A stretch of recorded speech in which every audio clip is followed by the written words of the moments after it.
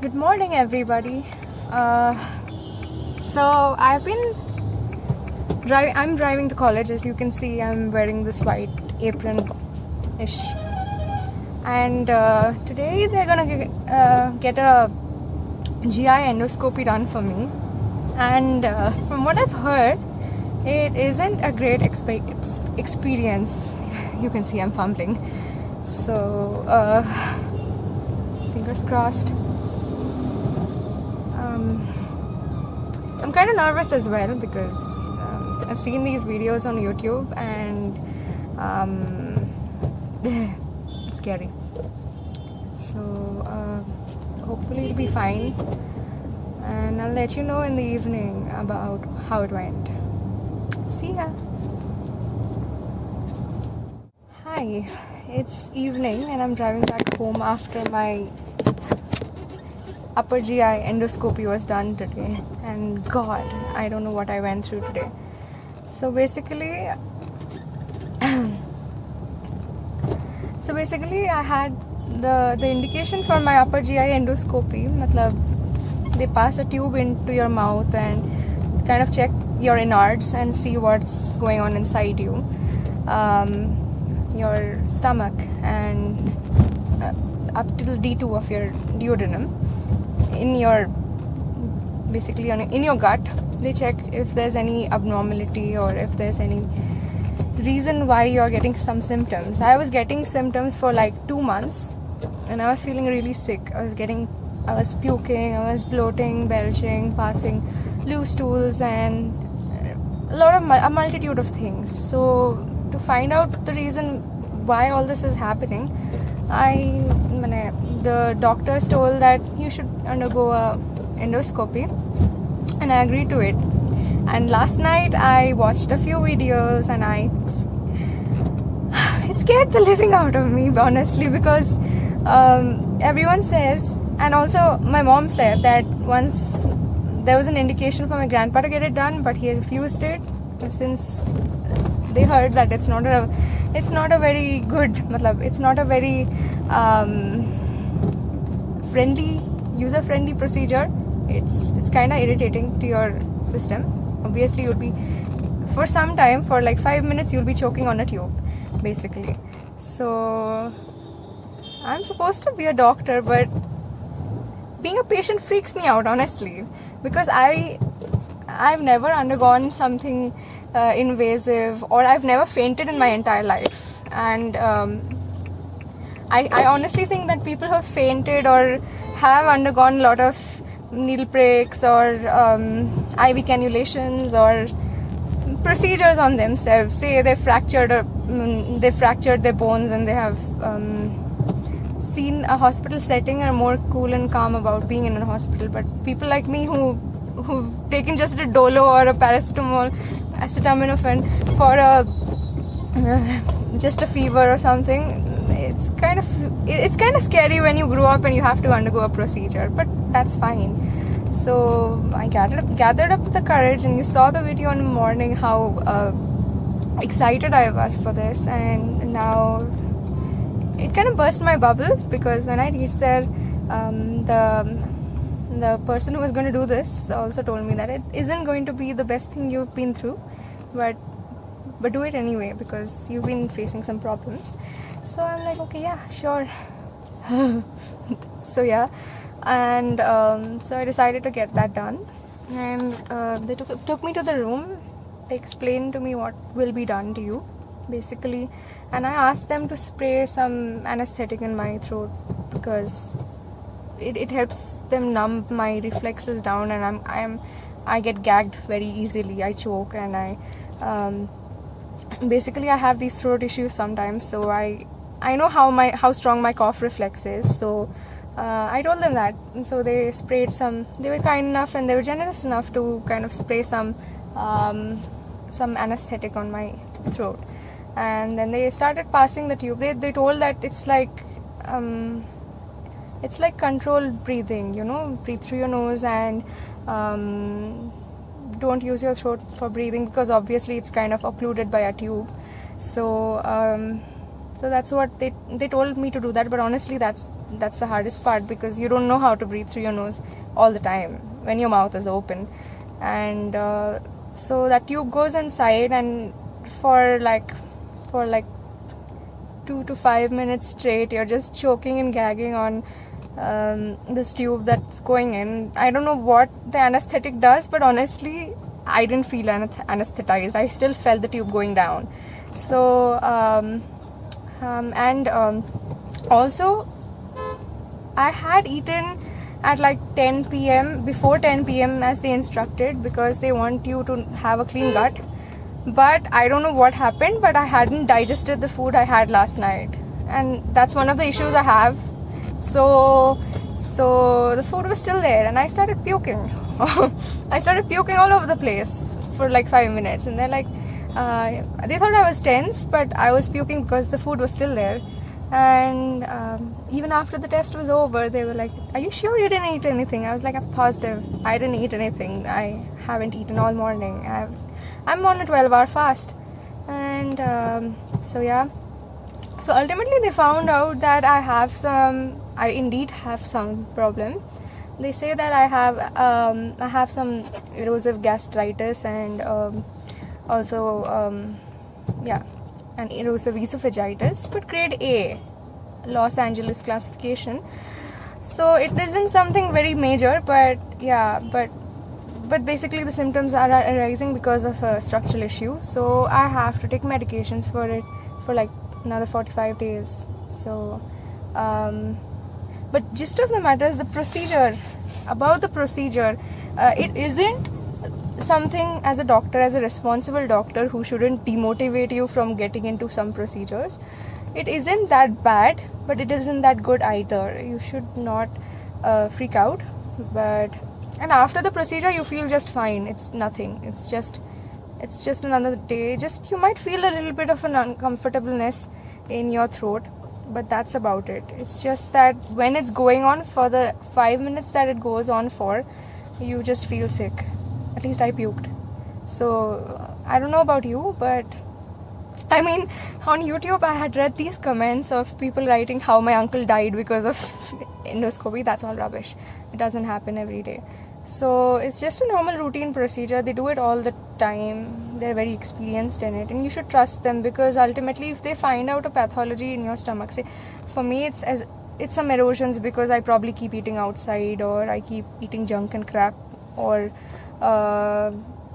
probably because my food schedules aren't really scheduled, or yeah, basically I eat a lot of proteins like meat and fish, being the Bengali I am. So that's probably the reason why I got some erosions. But some people have cancers, and not missing that out could potentially cause problems later. So you never miss out a chance to diagnose yourself early. So don't be afraid, because contrary to what many people say, or many of the comments on YouTube, or your relatives who've undergone it, trust me, most people will tell you that it's the worst 5 minutes of my life. But it is, but it isn't that bad. So just don't freak out when it happens. Yeah, so that's it. Also, I remembered one more thing.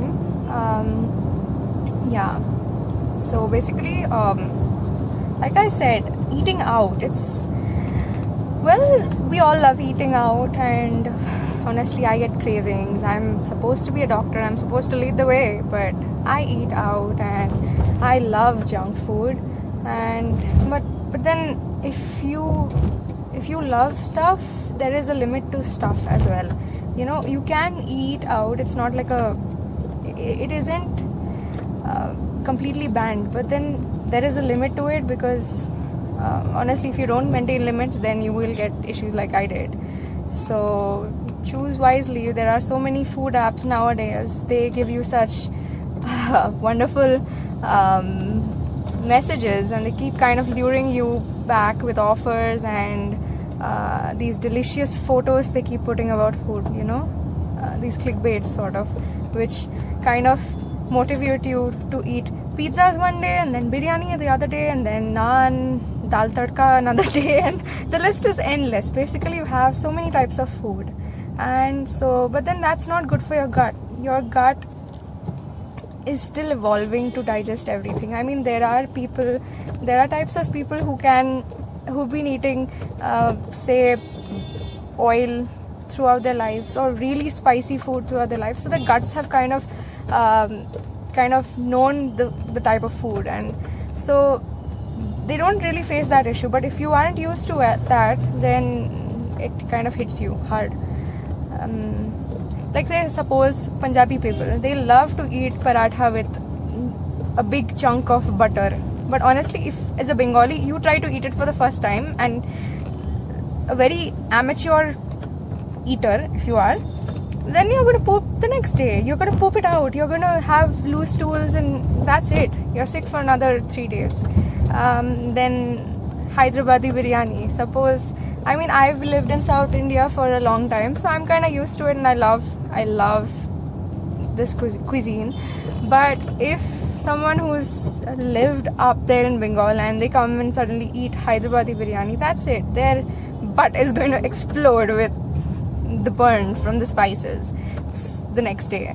So basically, so try not to get lured by these food apps which you keep getting offers from, ads from all the time. They write really wonderful cheesy messages if you keep seeing their notifications, but your gut doesn't want that, your gut doesn't want that feeling which I got. Honestly, you might have to end up eating curd rice all your life if you don't maintain that. Shit, I'm in traffic now and I'm stuck between cars. Wait, give me a moment before I start talking again. I see this Zomato guy in front of me. Well, they have a hard life, but then that doesn't make you do any charity by ordering and giving them an opportunity to deliver to you. It's just hurting your gut. You could potentially die from this. So try not to eat outside that much. You can eat occasionally, it's all fine, but make sure you take a lot of fresh fruits and veggies and good stuff, so that there are antioxidants in your body that neutralize this all the bad things you've taken. And lest you want to get a big tube shoved into your mouth to see your gut, and try to breathe with your nose while your mouth is open. I mean, sometimes when that endoscopy was going on, I figured out how to use my nose breathing and I felt comfortable, but then my body tells me, no, this is not normal. So you again start breathing through your mouth and kind of choke anyway. So 5 minutes doesn't teach you how to swim. Swim without drowning like this. So try to avoid that experience if you could in life, by maintaining a healthy lifestyle. And also, like, a lot of disorders are preventable by just making some modifications in your lifestyle. Say, exercise regularly. The norm is basically 30 minutes of exercise 5 times a week. Ideally try to get that. It kind of prevents a lot of diseases like diabetes, hypertension, blood pressure, and cancers. I mean, you might think, what rubbish is this girl speaking? Cancer and exercise, kahan se kahan? But yeah, everything is related. Actually, cancers happen when your body starts repeatedly getting this stimulus which it doesn't want. Suppose you're kind of irritating your body all the time in one location. That's the place where your body is likely to get a cancer. So if you kind of maintain a healthy lifestyle, say you exercise for 30 minutes 5 times a week, which is the norm, that's the minimum you should get, and eat enough fiber. Your food should have enough fiber. It helps you digest, and it helps you have good bowel movements the next morning, or whenever you go to the bathroom. So it kind of helps you have a clear stomach, and also prevents colon cancers. Cancers of the gut can be prevented by eating enough fiber and avoiding red meat too much, and meat items. Meat items are actually very acidic. They acidify your system and kind of create more acid, and acid can cause gastritis, like I got. So so you can eat these things in moderation. I'm not saying that you have to eat curd rice your entire life, but again, moderation is the key word. So and then balancing it out with antioxidants from various fruits and vegetables should do the trick and kind of give you a healthy lifestyle and prevent big diseases like diabetes, hypertension, dyslipidemias, cancers, then coronary artery disease, acute coronary syndromes, and strokes, dementias.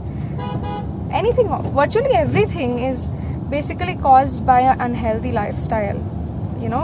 Also, you might have heard that story where they say that actually I've read about how they say that a tree can live forever if provided it's not infested by some insects or doesn't get enough nutrition. The same with the human body. You can't be immortal, because ultimately something is going to get you, because we don't live in an ideal system. But you can prolong your life as much as possible and make yourself feel like you're 15 again, even if you're like 100. Like some people who are 100 live a better life than someone who's a 20-year-old or 15-year-old. 16 is the word. Okay, basically a young person, an old person lives sometimes better than a younger person because of their lifestyle. They've maintained a good lifestyle, they've maintained the balance, so they don't face those issues we commoners, we teenagers face nowadays. And that's because they learned the art of balance early on. So like I was saying, a tree doesn't die. A tree can live forever if it gets enough nutrition and if it doesn't get infested by insects in an ideal system. Same way you can, as a human, can live a really good healthy life, and even when your time comes, it wouldn't be that painful if you had a good lifestyle. So why am I taking the example of the tree? Because I've seen this as a kid. I used to do some experiments. So there's this thing called the Eternal Terrarium. You can check it out on YouTube. Basically, there's this old guy. I don't know if he's the first person who made that. He planted some plants in a sealed glass container, and just with some mud, and pour some water inside it. So basically it's a self-driving system, because plants respire and undergo photosynthesis, right? So photosynthesis will give them the food they need, and it'll use sunlight and give them the food they need, and photosynthesis produces oxygen that helps them respire also. The respiration when they are breathing, when the plants are breathing, they take in they take in oxygen and give out carbon dioxide, and again photosynthesis uses the carbon dioxide that's generated here. So the respiration and the photosynthesis are kind of driving each other, so that plant can essentially live a eternal life. That's called the Eternal Terrarium. And that person, I read this post, or I saw a video, he grew those plants for like 40 years, and those plants are not the kind that live for very long, but those plants lived anyway, because if you seal off that glass container from the environment, so there wouldn't be a chance for infestation by some microbes which could kill the plant, right? So basically, even with your own body, if you are allowing these microbes to kind of enter you, or these diseases to enter you, you're ending your life basically. And if you seal those leaky points, the process gets delayed. I wouldn't say that you will last forever, you're not a vampire, right? But you could prolong your life and lead a health, even if your time comes, God forbid, it wouldn't be the saddest death, it would be something glorious. So yeah, try to maintain a healthy lifestyle and try to kind of maintain the balance, because that's important in the end. So that's about it. I think I covered the points I forgot. I always forget something when I'm making a YouTube video because it's not very structured. It's just I speak whatever I feel like. I mean, it's not like I have a transcript written before this that I'll just mug up and kind of speak out to you. It's a very candid version of me. So yeah, so that's it basically. That's it. Wait, there's another car here. Before I sign off, let's just cross this and it's taken. Oh god. I hope I don't crash into something one day while making these YouTube videos. So everyone stay safe and live healthy. And this comes from a future would-be doctor who isn't healthy herself, but hopefully I'll be one day, because my brain got knocked off by the gastro issues I've been having, and it's not fun to have these. Trust me, I'm telling you from the depth of my heart, it's not fun to have an issue in your body. So try to avoid facing what I faced. Good. And stay safe, take care, and have a nice day. See you again in the next one. Bye.